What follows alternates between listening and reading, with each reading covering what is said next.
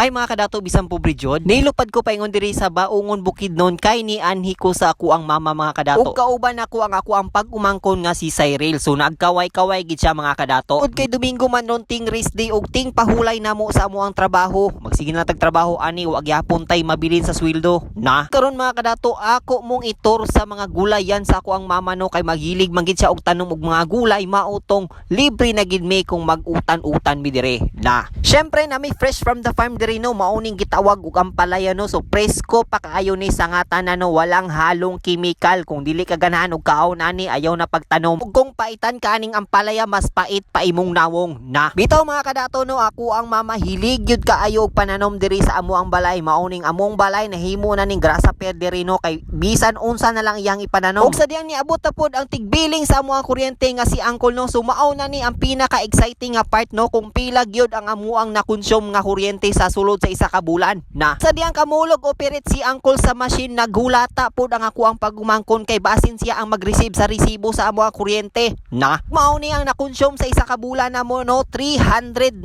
pesos ang amo ang kuryente. O mangita na pud taon say atong ibayad ani sa kuryente kay wala patay sweldo. Na og karon ako mong itor diri sa amo ang balay, so mao ni amo ang sulod sa among balay no, so mao pud ni ang speaker nga akong inutang no kay di man kita mabuhi kung wala tay utang. Na mao po ni ang itsura sa sulod sa amo ang balay mga kadato no, so ayaw mo paghinaway kay maura gyud ni amo ang balay dinhi. Kay dati mga kadato no, kalumpagon na ning among kusina diri maotong nakahuna-huna ko og pangutang og kwata para ipaayo aning amo ang kusina. Na syempre nakaluag-luag pud tagamay no, maotong nakapalit ko og gasol na anay burner pero gakahoy gid mi diri mga kadato no pag naami mga laton nga lutuon maong di ta magsalig sa ato ang gasol kay kung mahurot ni wa na tay ipalit. Na ug dinhi sa amo ang balay mga kadato no, wa may kaugalingon nga tubig diri maong wa mo'y makita nga gripo. So kung nakita ninyo nga naami mga galon, mukabo pa mi didto sa unahan daw mukuha og tubig kay mao amo ang imnon og amo ang ikaligo. Maong puhon maswilduan ko ni pag-vlog mga kadato no, ako gyung ipataod sa amo ang tubig no kay gikapoy nako og pangalos. Na dinhi pod sa palibot sa amo ang balay mga kadato no, napuno gid mi og tanom diri sa like sa mga kawayan, sa mga rambutan og sa uban pa nga mga tanom nga mga bulak. Kaya ako mama mga kadato no, hilig kaayo og pananom og bisan unsa basta naagid siya diri sa amo ang balay. Og makita po ninyo nga naami sapa-sapa diri no, so kung laayon ka ambak lang diri sa sapa para diri ka maburing. Na syempre na pud may gitanom nga durian diri mga kadato no, og wala na ni siya unod kay giharvest na ni namo mga kadato. Og mas nindot gyud mga kadato nga naa kay mga tanom-tanom no kay para pod naa kay maharvest pohon. Na o na itsura sa amo ang balay mga kadato no, ilisanan pa na siya og dingding. Maong gapaning kamot gihapon ko nga manarbaho para makatigom ko og makapalit ko og dingding sa amo ang balay. Na mas nindot gyud mga kadato nga mupuyo ka og bukid no kay para peaceful pod ang imuhang panginabuhi, way magsinamok sa imuha. Na ang nakalisod lang diri kung diri ka magpuyo kung wala kay mga tanom og labi nag wala pud kay trabaho, magngangagyud ka dinhi. Na kung ganahan pud ka magpuyo diri mga kadato no, labi na og naa kay yuta no, pananom na og bisag unsa para dili ka magnganga kay ang kinabuhi sa bukid mga kadato no, pag wala kay trabaho